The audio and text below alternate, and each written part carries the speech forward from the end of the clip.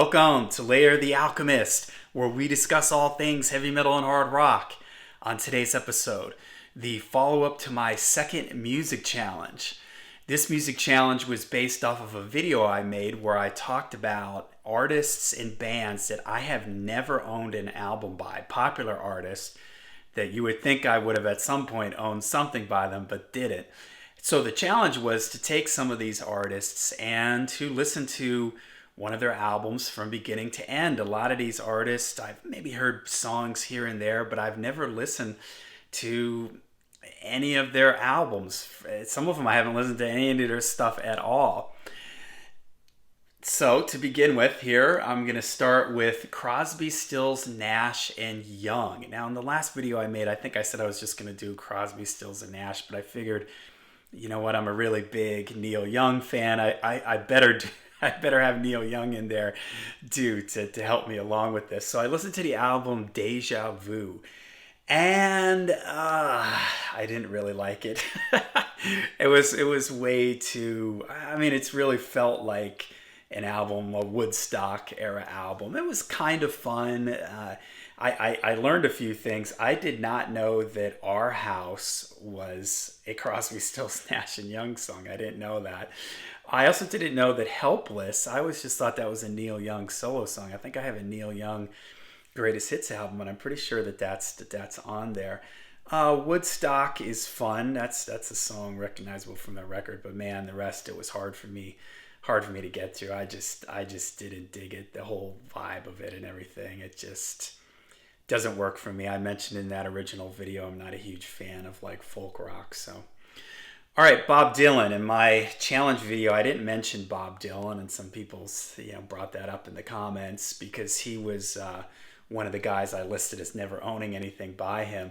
So I added him to the list, and I did Blood on the Tracks, and I actually really enjoyed this. Bob's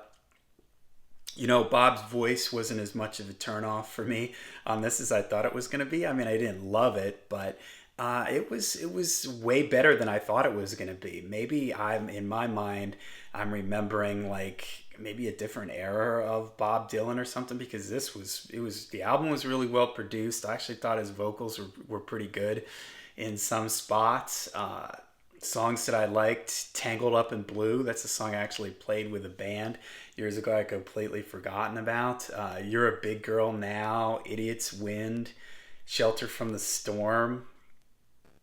It was just really nice. There was a lot of really nice songwriting. I always knew that Bob was a great songwriter, so that was never the question. And I enjoyed it. I think it's something that if I saw a nice vinyl copy of it, I would probably pick it up, and I'll probably listen to that one again. So next, Iggy Pop, Lust for Life. I like the title track. I like the song The Passenger. I got this confused in the last video. I think I said The Passenger is the album title. Again, all these artists, I don't really know much about them because I've never really listened to them. There was a song called Tonight, I believe, which I thought was pretty cool. I kind of like this. It was not sure I would revisit it again. It had some fun moments. It had some fun, like old style rock and roll kind of moments. But the Stooges, this is one, I don't know if I brought them up in the challenge video, but I listened to some Stooges and I listened to Raw Power, and I really liked that one. This is one that I pleasantly enjoyed. I think I had heard Iggy Pop solo stuff and assumed that because I didn't like Iggy Pop solo, I wouldn't like the Stooges, and I'm not a huge punk fan. And I just didn't think I was going to like it, but I actually really enjoyed this, and I can see why the Stooges are such a inspirational band for people, especially in the punk scene, because this is some pretty raw, I might say this is more kind of like garage rock, but I can hear how punk rockers were influenced by this. There's a lot of great riffing on it, a lot of energy. I liked Search and Destroy. Gimme Danger was a really cool one. It had like an acoustic guitar thing that I thought was awesome.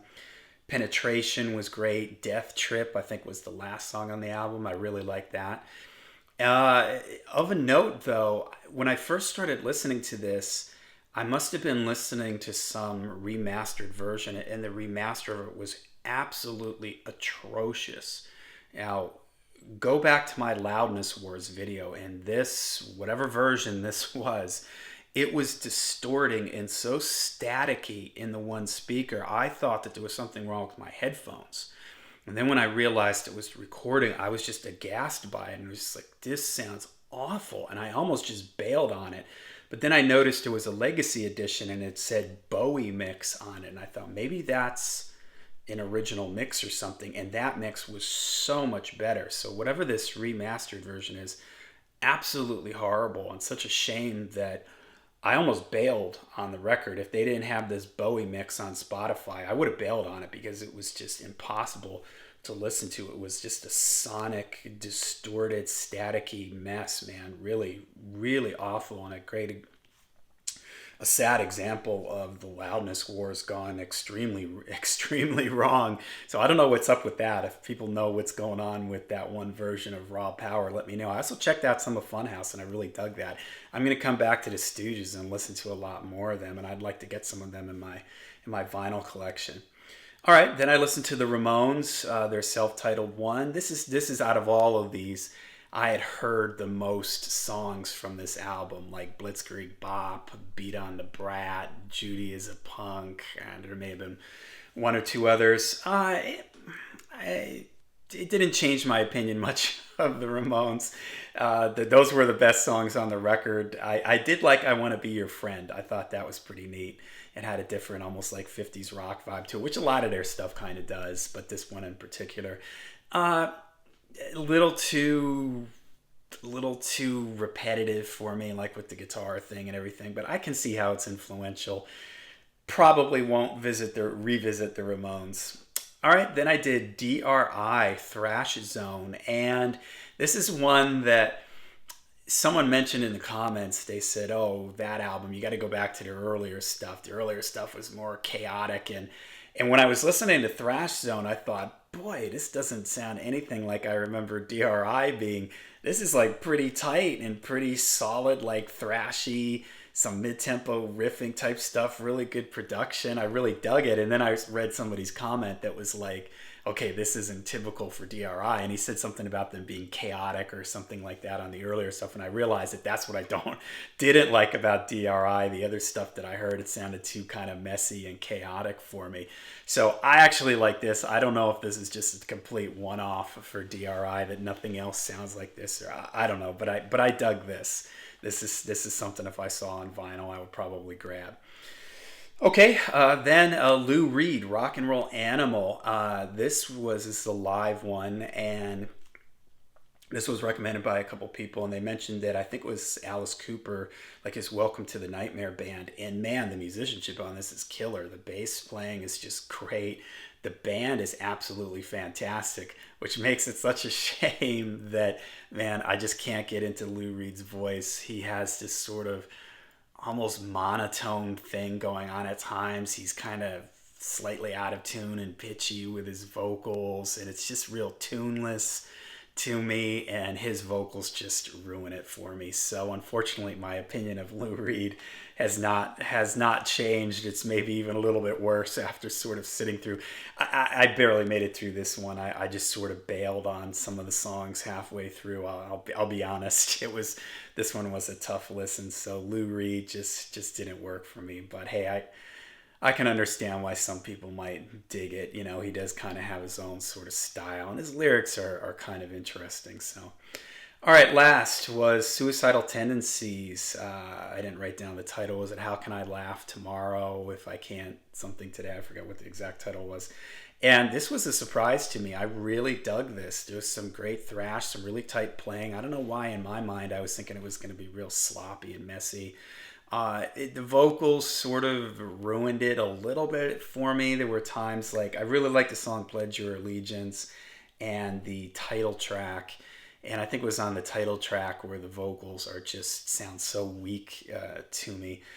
And I think with them, I know they had that video where the singer is like, that one song where the singer is like talking kind of through it, and maybe that made me think that this is what most of Suicidal Tendencies is going to be. But I actually really enjoyed this, and I'm definitely going to check out more Suicidal Tendencies. I think, unfortunately, the vocals are going to be sort of the game breaker for me with them, but definitely some great riffing and great playing. So all right, here you go. There you go. There's my update on the challenge. It was an interesting experience. It was cool for me to sort of force myself to listen to some things that I've never listened to before, and I discovered some things. I think I'm going to walk away from this and listen to a little bit more Dylan, and I'm definitely going to be checking out more of the Stooges because I really dug Raw Power and Funhouse. So, all right, there you go. Let me know what you guys think in the comments. You guys had a lot of great suggestions for things I should listen to. Just because I don't like something doesn't mean it's not good. I mean, there's a lot of music out there in the world. That's why we have so many flavors of ice cream, right?